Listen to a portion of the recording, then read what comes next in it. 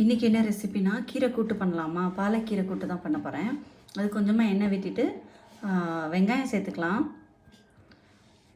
நீங்கள் சின்ன வெங்காயம் இருந்தால் கூட சேர்த்துக்கலாம். அது ரொம்ப பொன்னிறமாக வதங்கின அவசியம் இல்லை. அதுக்கப்புறம் கொஞ்சம் தக்காளி சேர்த்துட்டு பச்சை மிளகாய் போட்டுக்கலாம். பாலக்கீரை நான் 2-3 தடவை வாஷ் பண்ணி எடுத்திருக்கேன். பாலக்கீரை அதை போட்டு வெங்காயம் தக்காளியோடு சேர்த்து மிக்ஸ் பண்ணிடலாம். நான் ஆல்ரெடி என்னென்னா பருப்பை வேக வச்சு எடுத்திருக்கேன். பருப்பு தான் எடுத்திருக்கேன். நீங்கள் பாசிப்பருப்பு கூட அதோட சேர்த்து எடுத்துக்கலாம். கொஞ்சமாக தண்ணி விட்டுக்கலாம். நான் என்ன பண்ணுவேன்னா பருப்பு தண்ணி தான் ஊற்றுவேன். மறந்துட்டு இந்த தண்ணி ஊற்றிட்டேன். நல்லா அதோட மிக்ஸ் பண்ணிடலாம். இப்போ கொஞ்சமாக பருப்பு தண்ணி விட்டுருக்கேன்.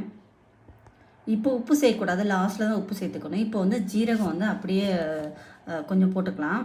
சூப்பராக இருக்கும் டேஸ்ட். நல்லா ஸ்மெல்லுன்னு சூப்பராக இருக்கும் இந்த மாதிரி போட்டிங்கன்னா ஜீரகம். அப்புறம் கீரை லைட்டாக வெந்தோனையும் பருப்பு வேக வச்சோம்ல அந்த பருப்பு போட்டுட்டு உப்பு கொஞ்சம் சேர்த்துக்கலாம். இதை பாசிப்பருப்பில் கூட நீங்கள் செய்யலாம். ஆனால் சூப்பராக இருந்துச்சு இந்த கூட்டு.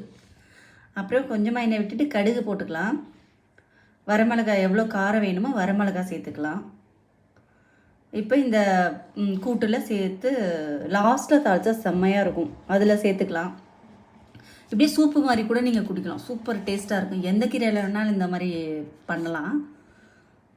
பாருங்க சூப்பராக இருக்குல்ல, நல்லா டேஸ்ட்டாக இருக்கும். ஆனால் நம்ம புளியெல்லாம் சேர்க்க மாட்டோம்ல, சூப்பராக இருக்கும் டேஸ்ட்டாக. பாய்.